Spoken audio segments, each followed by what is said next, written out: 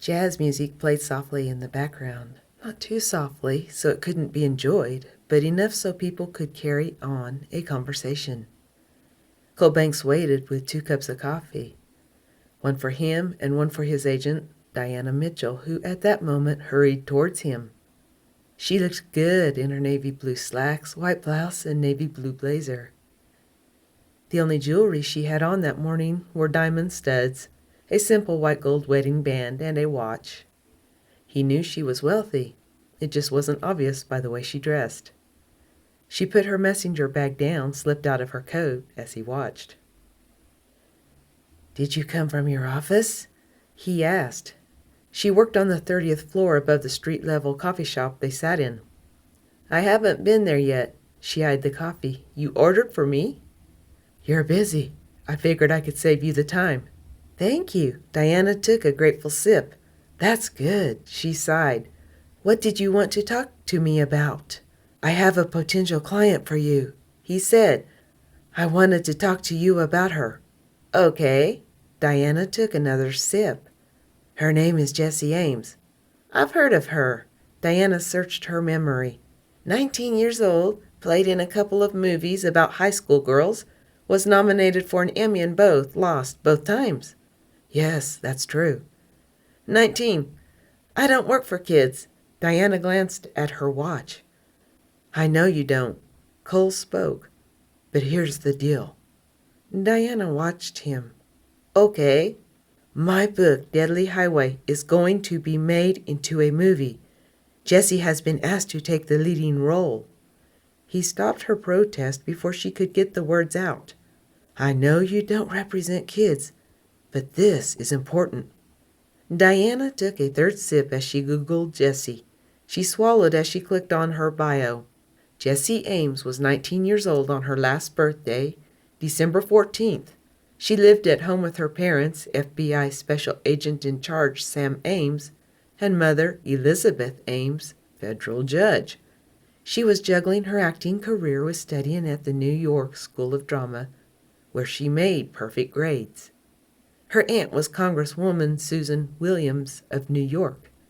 Susan was married to the New York District Attorney, Matt Fogel. "I assumed you checked her background?" "I know who her family is," Cole agreed. "I also know who you are." "What does that mean?"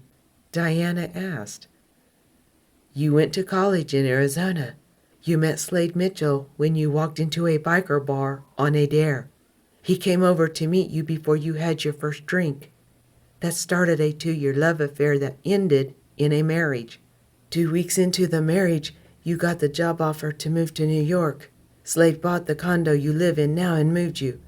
I also know that he actively tracks you because you are living under gang rules." She knew Cole had her over the barrel. "You can take this job or I can have Elaine file a suit against you claiming age discrimination. Imagine how angry that would make Slade." "I'm going to guess there's more to this story than Jessie simply wanting to act in a movie." Her voice was curt. "Nothing that concerns you." "Right." She snarled softly so the people around them couldn't hear. "You expect me to believe that?" He leaned forward. "Here's the deal. Jessie is sick and tired of playing a brainless bimbo. She never gets considered for these parts because she does so good with the brainless bimbo movies. If she is ever going to break into the big time, she has to start. I want to give her a break. I have arranged for her to take the leading lady role she has signed up, but the director says she has to get an agent, and he agrees. You're the one for the job." "What's in it for you?" He sighed in exasperation. It was clear to see Diana wasn't going to let this go. "I was asked by her Aunt Susan if I could help." Diana had a feeling it would be healthy if she dropped it. "Then I need the paperwork from Jessie, and I checked my email before I walked in here, and I haven't received it yet." "I will get back with Elaine," Cole said. "There's one more thing." "What?" "It's going to be filmed on location." The coffee sloshed in her stomach. She breathed deeply to keep it down. Either Cole had completely lost his mind, or there was something dark and sinister going on. Why on earth would he allow the daughter of a Fed who investigated gangs to go directly into Desert Rattler's territory? One of two things could happen. Jesse's dad, Sam, could get real interested and use visits with his daughter to check out the activity, or he was crooked. She knew she had to get back to her office and alert Slade this was going down. She also needed to get on the project's website to see if Cole was correct in saying that Jesse had been assigned the role. "Finish your coffee," he invited her as he switched topics. "I checked the weather app this morning. It's going to be a gorgeous 70 degrees there today, while it will barely hit 30 degrees here in New York." His demeanor changed. She relaxed as they discussed Arizona while they finished their coffee. Finally, she knew she had to get up to her office. Diana pulled her messenger back to her. "Thanks for the coffee. I'll check my email. When I get it, I'll get in touch with Elaine and hammer out the details." "Thank you," he said.